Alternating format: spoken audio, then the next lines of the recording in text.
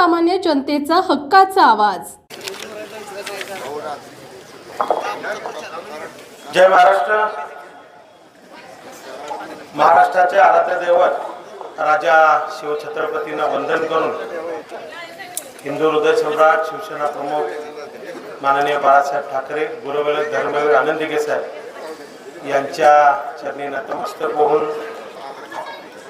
महाराष्ट्र राज्याचे उपमुख्यमंत्री आणि शिवसेना पक्षाचे मुख्य नेते आदरणीय एकनाथजी शिंदे साहेब यांच्या आदेशाने आजच्या या फलटण शहराच्या प्रचाराच्या नारळ फोडण्याच्या या कार्यक्रमास उपस्थित सातारा जिल्ह्याचे आपल्या सर्वांचे लाडके पालकमंत्री आदरणीय शंभूराजे देसाई, त्याचप्रमाणे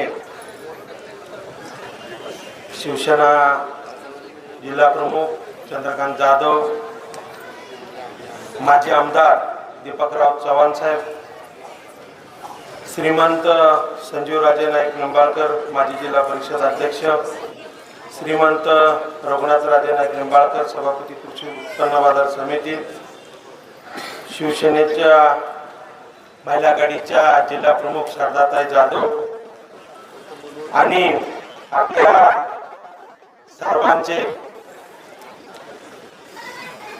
सर्वांचे लाडके उमेदवार नगराध्यक्ष पदाचे श्रीमंत ॲडव्होकेट अनिकेत राजे नाईक निंबाळकर, विश्वसिद्ध राजे नाईक निंबाळकर, सर्वच व्यासपीठावरील अर्थात सर्वच राजे आहेत आणि सर्व सन्मान्य व्यक्ती, समोर बसलेल्या बंधू आणि भगिनींनो, मी आपल्याला खऱ्या अर्थानं आज या फलटण शहराच्या विकासाचा नारळ फुटला असं जाहीर करतो।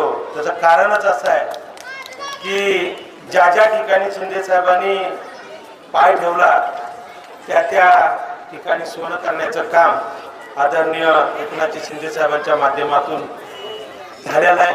आपल्या सर्वांना परिचित आहे, गेल्या पाठीमागील 2-2.5 वर्षाच्या काळामध्ये ज्या वेळेला शिंदे साहेब मुख्यमंत्री होते आणि साहेबांनी त्या वेळेला महाराष्ट्राच्या हिताचे जे काही निर्णय घेतले आणि त्याची ताबडतोब अंमलबजावणी केली आजही सुद्धा, मग त्याच्यामध्ये लाडकी बहीण योजना असेल, लखपती सून योजना असेल, वयोवृद्ध योजना असेल, अनेक योजना शिंदे साहेबांच्या माध्यमातून या महाराष्ट्र राज्यामध्ये राबवण्याचं खऱ्या अर्थानं काम केलेलं आहे आणि आजही त्या योजना चालू आहेत। अनेक ठिकाणी विकासाची कामं आज सातारा जिल्ह्यामध्ये दिसतात, त्याचा मी साक्षीदार आहे।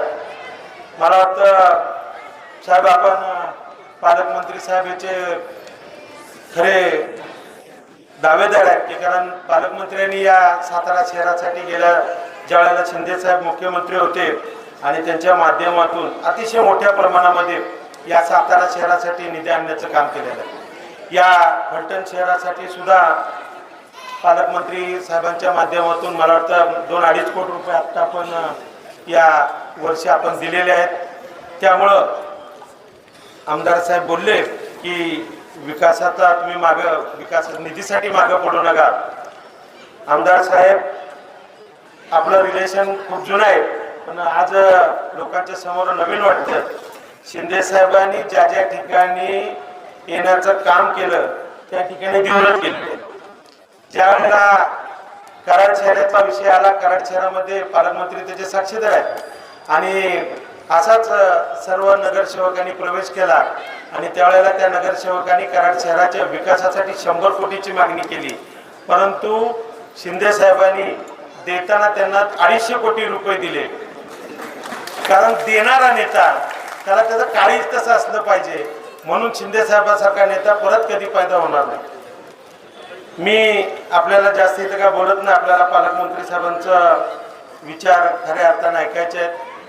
आज आपल्याला आपलं भाग्य समजा या फलटण शहराला एक सुशिक्षित सुज्ञ संयमी असा नगराध्यक्ष पदाचा उमेदवार, त्याचबरोबर नगरसेवकाचे उमेदवार अतिशय चांगल्या पद्धतीने आपल्याला या पक्षाच्या माध्यमातून हे उमेदवार दिलेले आहेत।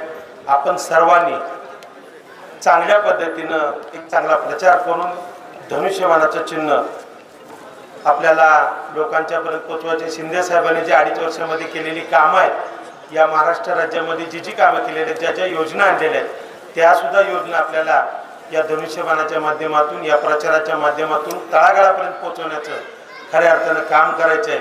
येणाऱ्या 28 तारखेला शिंदे साहेब इथं आहेतच, ते तुम्हाला नक्कीच या फलटण शहराच्या विकासासाठी नक्कीच काय ना काहीतरी देणार. एवढंच बोलतो आणि माझे 2 शब्द संपवतो. जय हिंद, जय महाराष्ट्र. आपल्या भागातील महत्त्वाच्या आणि ताज्या बातम्या पाहण्यासाठी गंधवार्ता न्यूज चॅनलला यूट्यूबवर सबस्क्राईब करा आणि बेल आयकॉन प्रेस करा.